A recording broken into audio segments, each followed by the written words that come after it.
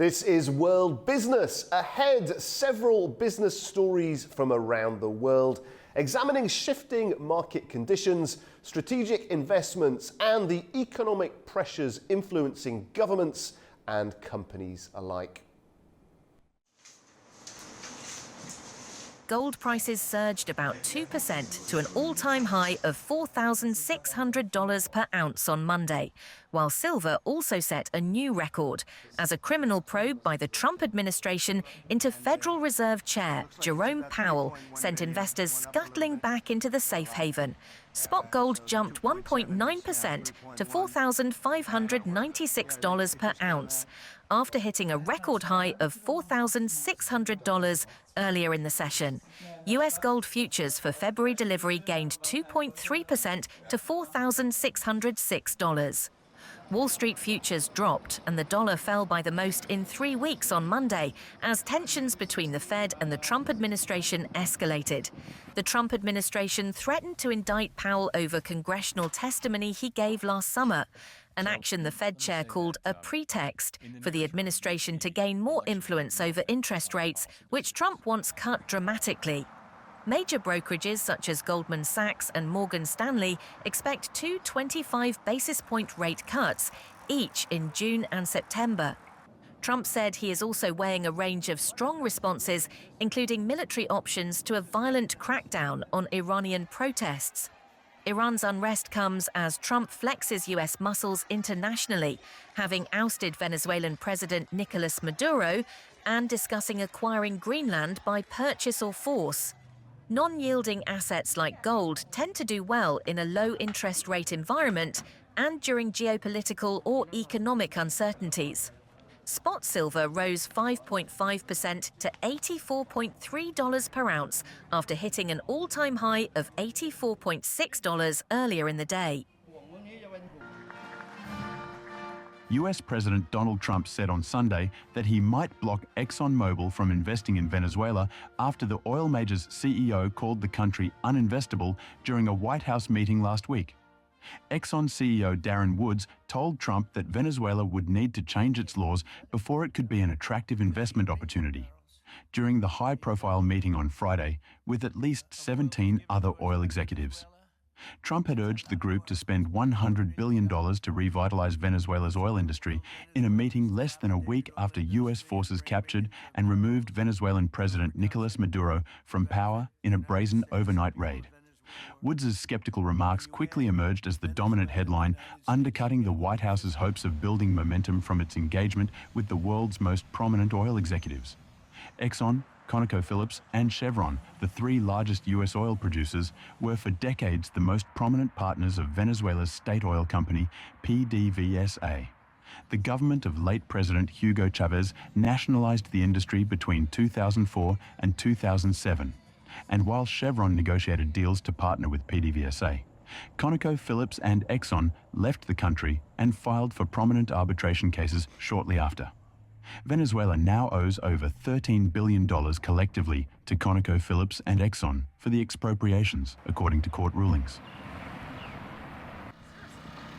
Britain's media regulator launched an investigation into Elon Musk's X on Monday to determine whether allowing its Grok AI chatbot to produce sexually intimate deepfakes violated its duty to protect people in the UK from content that could be illegal. If Ofcom finds that X has broken the law, it can make it take steps to come into compliance. And if it does not, it can fine it up to 10% of its qualifying worldwide revenue. Meanwhile, Indonesia and Malaysia restricted access to Grok AI over the weekend, becoming the first countries to ban the artificial intelligence system over its generation of sexual content. The move by the Southeast Asian nations came as Musk's xAI, which owns Grok, decided on Friday to restrict the image generation feature for most users on the X social media platform. Users now need a paid subscription to generate and edit images, but several regulators around the globe, including in the UK, have criticised the move by xAI as insufficient. Global smartphone shipments rose 2% year-on-year in 2025. That's according to leading analyst Counterpoint Research. It said sales were lifted by stronger demand and economic strength in emerging markets. Apple led the market with a 20% share.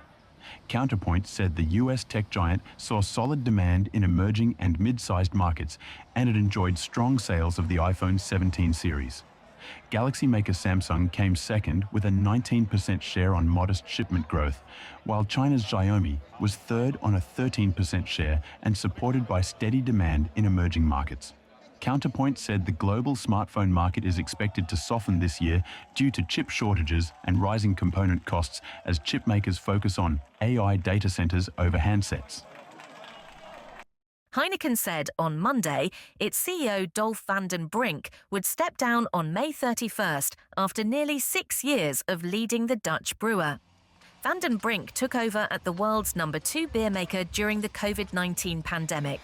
He has worked through a turbulent period for the firm since taking over. It was marked first by the pandemic and then by huge cost inflation. As well as falling sales that have hurt margins, the company's share price and investor returns. Van den Brink has agreed to remain available as an advisor for 8 months from June. He said now was the right moment for Heineken to appoint new leadership. The company set a new strategy covering the years until 2030 in October. But Heineken's shares fell almost 3% in early trade. Van den Brink is the latest in a string of consumer company CEOs to depart after a difficult few years for the sector. Consumer finances have come under strain from high costs of living. Brewers have struggled to sell more beer, with hopes of a sales revival repeatedly knocked off course by everything from bad weather to political uncertainty. Now, there are worries around the emergence of weight loss drugs that could hit food and drink sales, as well as shifting attitudes to drinking, especially among younger people. Volkswagen was overtaken by Geely Auto in sales in China last year, dropping to third place after losing its decade-long dominance in the world's largest auto market to BYD in 2024. Volkswagen's 2 joint ventures in China with state-owned FAW and SAIC Motor held a combined 10.9% share in terms of retail sales, down from 12.2% in 2024, China Passenger Car Association data showed on Monday. Geely Auto's share of its home market rose to 11% from 7.7% in 2025, while BYD's share fell to 14.7% from 16.2%. Legacy foreign automakers such as Volkswagen, General Motors and Toyota have ceded share to Chinese rivals due to a slower shift to electric vehicles, which Chinese consumers increasingly favor due to state subsidies. 11 of the world's top central bankers have released a statement of support for Federal Reserve Chair Jerome Powell after the US Department of Justice opened a criminal investigation into him.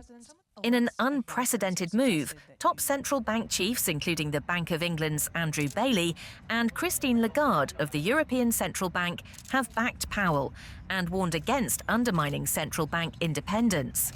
The heads of the Swedish, Denmark, Swiss, Australian, Canadian, South Korean and Brazilian central banks have also signed, as have 2 top officials at the Bank of International Settlements, known as the Central Bank for Central Banks.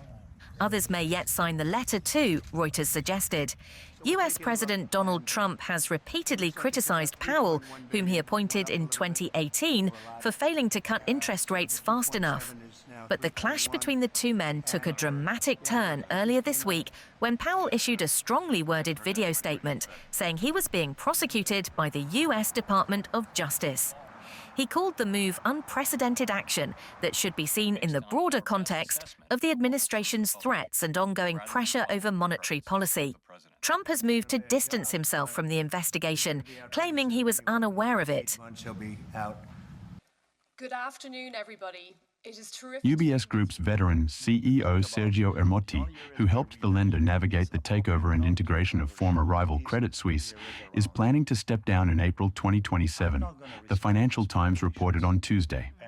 Ermotti headed UBS from 2011 to 2020 and was rehired as CEO in 2023 to steer its massive takeover of Credit Suisse to take advantage of the Swiss bankers' experience of rebuilding the bank after the global financial crisis. In 2024, he pledged to lead UBS, at the very least, until the Credit Suisse integration was finished at the end of 2026 or early 2027. UBS currently aims to substantially finish the integration by end 2026. The bank declined to comment on the Financial Times report. The lender's shares have surged nearly 30% in the past year and have more than doubled in value since the eve of its purchase of the collapsed Credit Suisse. Alexander Ivanovich, UBS's asset management chief, has emerged as one of the executives most likely to succeed Emotti, the Financial Times reported, citing sources. Other UBS figures said by insiders to be in contention for the CEO job include the bank's America's president Robert Karofsky and Asia-Pacific boss Iqbal Khan. Apple will use Google's Gemini models for a revamped version of its Siri virtual assistant, which is due to debut later this year. The multi-year deal was announced Monday, marking a major vote of confidence in Google. Its technology already drives much of Samsung's Galaxy AI, but the Siri deal unlocks a large market, with Apple's installed base of more than 2 billion active devices. Gemini models will also power other future Apple Intelligence features under the deal, the financial details of which were not disclosed. Google parent company Alphabet has been jostling with OpenAI for the Apple deal. The iPhone maker had, in late 2024, rolled out ChatGPT on its devices. That allowed the company's Siri voice assistant to tap into the chatbot's expertise to answer complicated questions. Apple says there are no major changes to the ChatGPT integration at this time. OpenAI did not respond to a request for comment by Reuters. News of the deal helped power Alphabet's market valuation above $4 trillion on Monday. Oral weight loss drugs could account for a third or more of the overall GLP-1 market by 2030. That's according to a Novo Nordisk executive on Monday. It's a larger percentage than the company originally anticipated. The company's executive vice president for product and portfolio strategy told Reuters Novo Nordisk's updated view reflects a better understanding of behavior in what he described as an increasingly consumer-driven obesity market. Novo launched a daily oral version of Wegovy in the US earlier this month, with a starting cash price of $149 per month. The company believes the newly launched version can expand treatment to groups that have so far been underrepresented in GLP-1 use. They include men and younger patients. The reassessment comes as analysts debate the long-term role of oral GLP-1s. One leading analyst estimated the pills will make up for a mid-teens percentage share of global obesity drug sales by 2030. A Dutch court will hold a hearing on Wednesday to hear arguments as to whether it should open a formal investigation into alleged mismanagement at Nexperia. Two sources familiar with the legal proceedings told Reuters on Monday.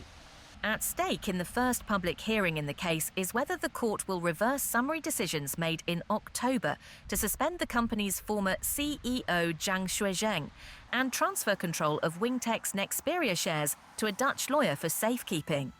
The hearing will be the first time the dispute will be heard in open court. Nexperia is a major supplier of basic computer chips to the car industry, and shortages of its chips following the dispute between the Netherlands and China have threatened automotive supply chains and led to production slowdowns and halts. Paramount Skydance on Monday sued Warner Bros. Discovery for more information on a rival deal worth nearly $83 billion with Netflix. The move escalates a battle to take control of one of the most storied Hollywood studios. The David Ellison-led company also said it plans to nominate directors to Warner Bros. Discovery's board. This is one of its most aggressive steps yet to convince shareholders that its hostile bid is superior to the offer from Netflix. The CBS parent and Netflix have been in a heated battle for Warner Bros., its prized film and television studios, and its extensive content library that includes Harry Potter and the DC Comics universe. In a letter to shareholders, Paramount also said it would propose an amendment to Warner Bros.' bylaws that would require shareholder approval for any separation of the media giant's cable TV business, which is key to the Netflix deal. The amended offer had included $40 billion in equity personally guaranteed by Oracle's co-founder Larry Ellison, the father of Paramount CEO David Ellison. Netflix and Warner Bros. Did not immediately respond to requests for comment. Warner Brothers Discovery shares fell as much as 2% in morning trading, while Paramount and Netflix rose about 1% each. Well, those were the latest business developments from across the global economy. As these trends continue to evolve, their combined impact will shape markets, competitiveness and investment in the months ahead.